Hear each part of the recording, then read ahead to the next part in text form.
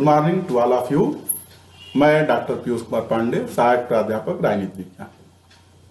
जैसा कि आप लोगों से मेरे 2 वीडियो लेक्चर में, इसके पहले वाले में जो चर्चा हुई है, शीत युद्ध का अर्थ, शीत युद्ध की परिभाषा तथा शीत युद्ध का कारण, आज के मेरे इस लेक्चर में आप लोगों से जो चर्चा होने वाली है वो शीत युद्ध का प्रभाव तथा शीत युद्ध के साधन कौन कौन से थे इस पे।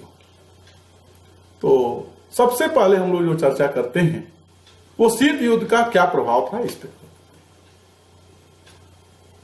तो हम ये देखते हैं कि 1945 से लेकर 1990 तक जो शीत युद्ध का दौर था, विश्व का शायद ही कोई ऐसा राष्ट्र या विश्व की शायद ही कोई ऐसी अंतर्राष्ट्रीय संस्था थी जो शीत युद्ध से प्रभावित हुए बिना रह गई। चाहे वो संयुक्त राष्ट्र संघ हो या सुरक्षा परिषद हो, चारों तरफ भय और आतंक का माहौल रहा। अब हम अगर इसको क्रमवार देखते हैं तो ये देखते हैं कि पूरा विश्व 2 गुटों में विभक्त हो गया। पहला गुट सोवियत संघ रूस और दूसरा गुट संयुक्त राज्य अमेरिका। और इसका परिणाम क्या हुआ? तो इसका परिणाम यह हुआ कि विश्व के सामने जो भी समस्याएं आई वो उलझ कर आ गई इन दोनों के बीच में। उदाहरण स्वरूप हम देख सकते हैं, जैसे भारत का जम्मू कश्मीर की समस्या, या अफगानिस्तान की समस्या, या अरब की समस्या। ये समस्याएं इन्हीं में उलझ कर आ गई। इसके अतिरिक्त हम ये देखते हैं कि जो छोटे छोटे जो राज्य थे उनके अपने स्वतंत्र विचारधाराएं और स्वतंत्र अस्तित्व समाप्ति की स्थिति में आ गए। जैसे बुल्गारिया हो, रोमानिया हो, ये सोवियत संघ रूस के पिछलग्गू ही बन के रह गए, इनकी स्वतंत्र विचारधारा नहीं रही। दूसरे तरफ हम ब्रिटेन और फ्रांस को देखते हैं जो अमेरिका के विचारधारा पे रह गए, उन पे निर्भर है। दूसरा जब बिंदु हम देखते हैं तो आणविक भय का देखते हैं, आणविक खतरा देखते हैं। चूंकि 1945 में संयुक्त राज्य अमेरिका ने जापान पे प्रयोग एक बार कर लिया था इसका, तो जब भी इन दोनों के बीच में तनाव का माहौल होता था तो पूरा विश्व भयभीत हो जाता था कि कहीं ऐसा ना हो कि आणविक हमला हो, क्योंकि आणविक हमला एक देश, एक समाज को प्रभावित नहीं करता, वो पूरे विश्व को प्रभावित करता है। तो ये एक भय बना रहा इस पूरे दरमियान शीत। तीसरे बिंदु पे हम देखते हैं तो सैनिक गुट बनाने की होड़, जैसे नाटो 1949 में अमेरिका ने बनाया, इसके अलावा सीटो, वार्सा पैक्ट, तमाम सैनिक गुट बने। अगले बिंदु पे जब हम विचार करते हैं तो शस्त्रीकरण की होड़। इस दरमियान देशों ने अपने सामाजिक और आर्थिक और लोक कल्याणकारी कार्यों पर न ध्यान देके शस्त्रों की होड़ मच गई। और इन दोनों देशों के बीच में तो प्रमुख रूप से यांत्रिकरण इस दौर में देखा गया। जो अगला बिंदु है, यांत्रिकरण मीन्स ये कि जो मेरे साथ है वो अच्छा है, जो दूसरे के साथ है वो मेरा शत्रु है। ये मेरी गाय गोरी है, उसकी गाय काली है, इस तरीके का विभाजन इस दरमियान देखा गया। अगले बिंदु पे हम जब जाते हैं तो देखते हैं कि संयुक्त राष्ट्र संघ अव्यवहारिक सा प्रतीत होने लगा इस दरमियान। क्यों?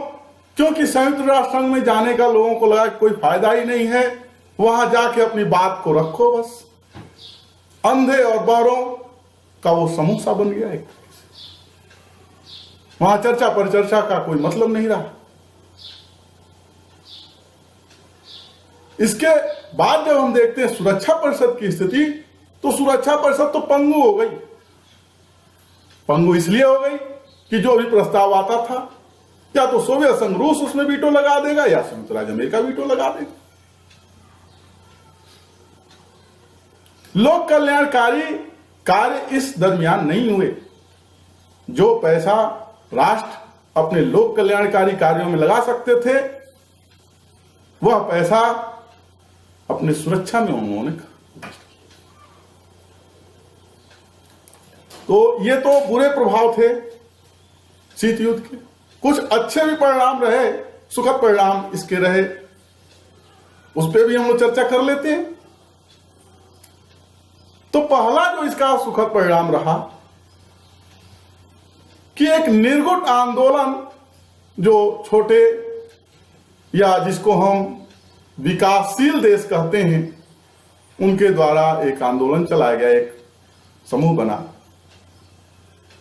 इसके अलावा इसमें एक और सुखद परिणाम रहा कि उपनिवेशवाद एक तरीके से विश्व से समाप्त हुआ। और एक और महत्वपूर्ण इसका परिणाम रहा कि विश्व में शक्ति संतुलन की स्थापना। अब हम यह देखने का प्रयास करते हैं कि इसके साधन कौन कौन से थे। जब हम इनके साधनों पर विचार करते हैं तो ये देखते हैं कि ये वाक युद्ध था,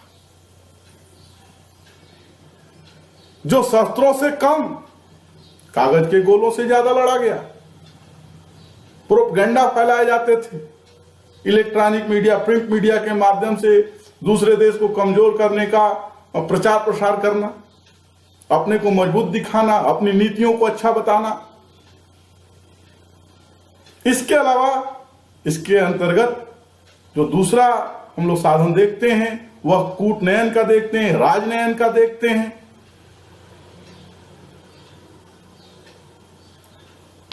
तीसरा जो है वो ये है कि सैनिक रूप से अपने आप को, शस्त्र रूप से अपने आप को मजबूत प्रदर्शित करना, भय पैदा करना,